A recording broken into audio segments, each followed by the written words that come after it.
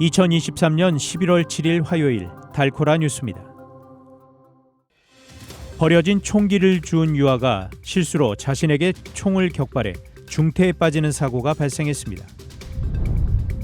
사무실 공유업체 위워크가 심각한 경영난 끝에 결국 파산보호 신청을 했습니다.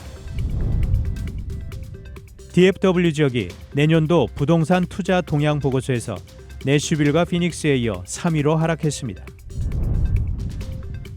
하마스와 전쟁 중인 이스라엘의 가자지구 공격으로 민간인 사망자가 10,000명을 넘어가면서 조 바이든 정부가 인도적 차원의 교전 일시 중지를 끌어내기 위한 외교적 압박을 강화하고 있습니다.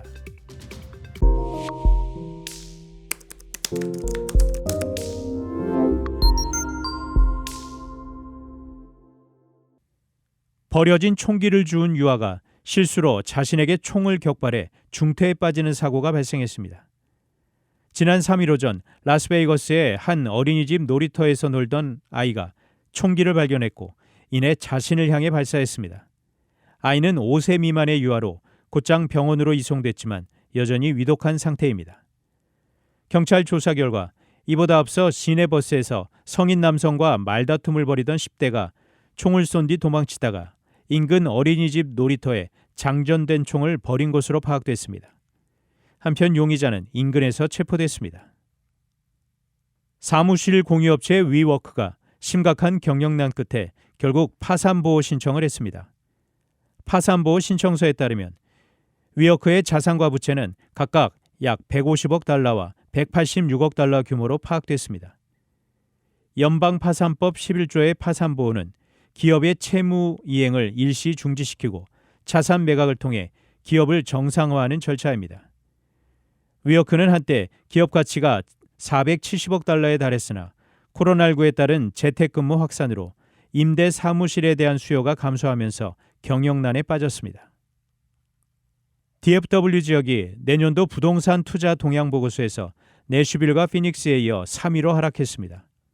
프라이스 워터하우스 쿠퍼스와 어번랜드 인스티튜트는 미국 대도시들을 대상으로 향후 1년간의 부동산 전망 조사에 나섰습니다. 북텍사스는 지난해 순위에서 2위, 전년도에는 4위를 차지했습니다.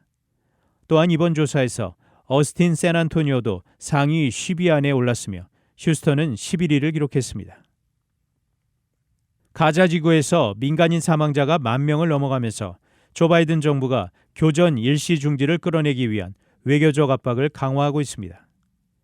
조 바이든 대통령은 6일 베냐민 네타냐후 이스라엘 총리와 전술적인 교전 중지 가능성에 대해 논의했다고 백악관이 밝혔습니다.